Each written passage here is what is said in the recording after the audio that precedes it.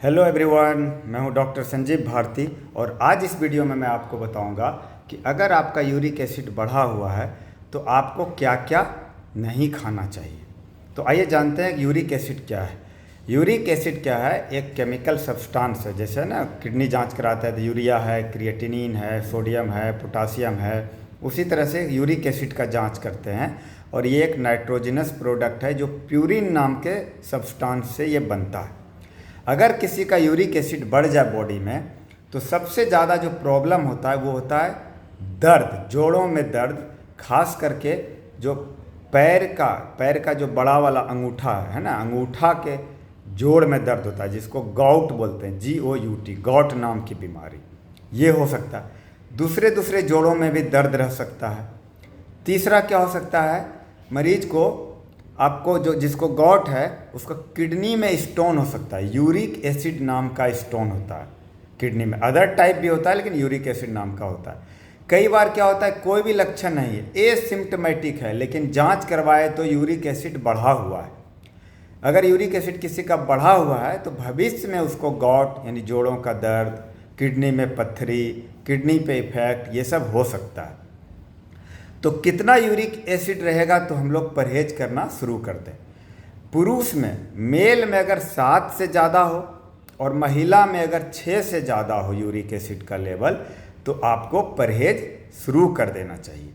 तो इस वीडियो में मैं सिर्फ परहेज यानी क्या नहीं खाना चाहिए ये बताऊंगा, और यूरिक एसिड पे एक डिटेल वीडियो में बनाऊंगा जिसमें कि उसका इलाज के बारे में बात करेंगे और उसमें भी परहेज के बारे में बात करेंगे। साथ में थोड़ा सा जो मेडिकल साइंस है उसके पीछे, वो एक लंबा वीडियो होगा।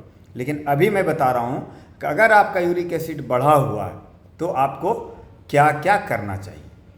पहला, अगर आपका यूरिक एसिड बढ़ा हुआ है तो सबसे पहले देखिए कि आप कौन कौन सा दवा पहले से खा रहे हैं। सपोज करिए एक आदमी है जिसको BP का बीमारी है और वो पहले से एक दवा खा रहा है टेल्मा H या टेल्वास H। तो टेल्मा H या टेल्वास H में दो दवाई है, एक है टेल्मिसार्टन और दूसरा है हाइड्रोक्लोरोथायाजाइड। हाइड्रोक्लोरोथायाजाइड के कारण भी यूरिक एसिड बढ़ सकता है। टेल्मिसार्टन के कारण नहीं बढ़ेगा, उससे यूरिक एसिड थोड़ा कम ही होगा, लेकिन हाइड्रोक्लोरोथायाजाइड के कारण उसका यूरिक एसिड बढ़ सकता है। तो आप क्या बोलेंगे, आपका डॉक्टर जो है आपके पास जाएंगे कि सर यूरिक एसिड बढ़ गया, हम ये दवा ले रहे हैं। तो अगर डॉक्टर जो है अगर ठीक हैं, क्वालिफाइड हैं, तो वो खुद ही उस दवा को चेंज कर देंगे, है ना। H वाला दवा को अल्टरनेटिव दवा देंगे, जैसे एम्लोडिपिन दे देंगे, एम्लोसेफ, एम्लोकाइन, उसमें यूरिक एसिड घटता है। लोसार्टन जो दवा है, BP का दवा है, टेल्मिसार्टन का भाई लोसार्टन, वो बहुत ज़्यादा यूरिक एसिड घटाता है। यानी बिना दवा का, BP का दवा बदलने से आपका यूरिक एसिड सिर्फ ठीक हो जाएगा अगर सही दवा दिया जाए। उसी तरह एक और दवा है लासिक्स, है ना, फ्यूरोसेमाइड, जिसको लासिक्स के नाम से फेमस है। अगर कोई हार्ट का आदमी है, बीमारी है, लासिक्स खा रहा है तो उसका भी यूरिक एसिड बढ़ जाएगा। तो उस दवा को अगर बदल सकते हैं तो वो भी बदला जाएगा। अगर बदलने का नौबत नहीं है तो फिर यूरिक एसिड कम करने का हम लोग दवा देंगे। अगर कोई आपके घर में, पड़ोस में TB का दवा खा रहा है, TB का, है ना, फेफड़ा में TB हो गया, ब्रेन में TB हो गया, पेट में, उसमें एक दवा होता है पायराजिनामाइड, उसमें भी यूरिक एसिड बढ़ता है। तो उसमें क्या करेंगे, TB का दवा बंद होगा? नहीं, उसमें TB का दवा बंद नहीं करना है, उसमें यूरिक एसिड घटाने का दवा देंगे अगर लक्षण आ रहा है, या वो दवा 2 महीना तक चलता है, दवा जब बंद होगा यूरिक एसिड खुद नॉर्मल आएगा। तो ये हुआ कि क्या आप दवा खा रहे थे, उस पर ध्यान देना है, अपने डॉक्टर से बात करना है आपको, तो आपका यूरिक एसिड खुद नॉर्मल हो जाएगा। ये हुआ डॉक्टर से बात करने के बाद वाला बात।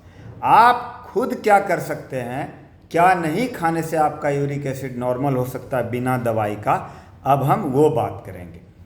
पहला चीज़, अल्कोहल। अगर आप शराब पीते हैं तो धीरे धीरे शराब को कम कर दीजिए, फिर धीरे धीरे कोशिश करिए बंद कर देने का। अगर आप अल्कोहल पीते रहेंगे तो यूरिक एसिड जो है बिना दवाई का नहीं घटेगा।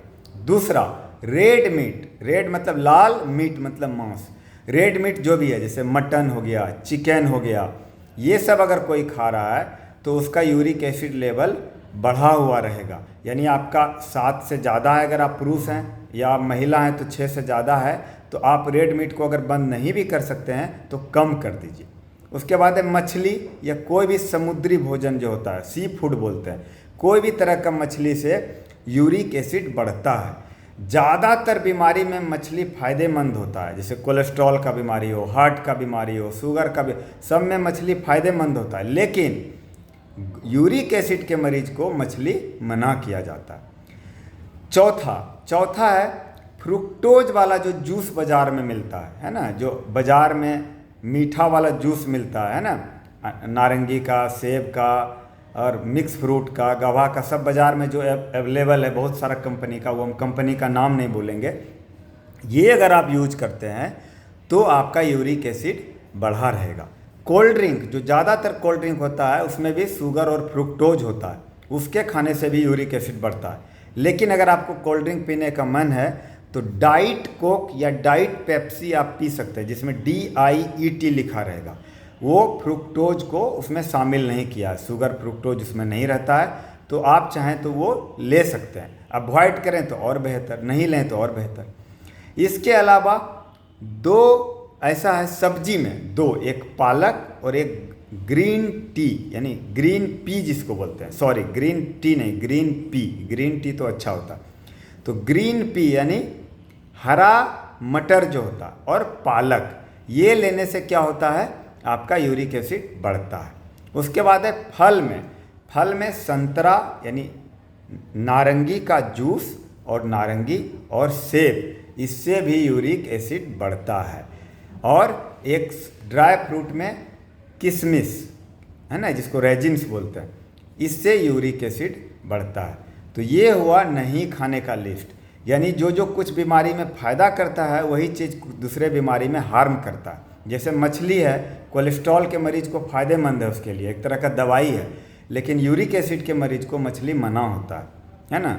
उसी तरह से जैसे एप्पल है, नारंगी है, ये तो अच्छा चीज़ है, लेकिन यूरिक एसिड के मरीज को इसमें परहेज करना पड़ेगा। और इसके अलावा अगर खाना पीना से कंट्रोल नहीं होता है तो साथ में हम लोग, या कोई लक्षण आ रहा है, मान लीजिए जोड़ में दर्द हो रहा है, गॉट हो गया है, किडनी में पथरी है यूरिक एसिड का, तो हम लोग साथ में दवा देते हैं। तो दवा वाला वीडियो हम डिटेल में अलग से बनाएंगे कि यूरिक एसिड अगर बढ़ा है तो उसका इलाज कैसे करें। Thank you so much. और अगर आपको ऐसा ही चिकित्सा विज्ञान यानी मेडिकल साइंस से रिलेटेड वीडियो देखना पसंद है तो मेरे चैनल को सब्सक्राइब करिए और लाइक करना मत भूलिए, और ज़्यादा से ज़्यादा शेयर करिए ताकि लोगों तक अवेयरनेस पहुँचे, और कम दवा में, है ना, जानकारी के अगर हो रहा है आपको तो कम दवा में आपका इलाज हो जाएगा और हेल्थ पर बर्डन भी कम होगा। Thank you so much.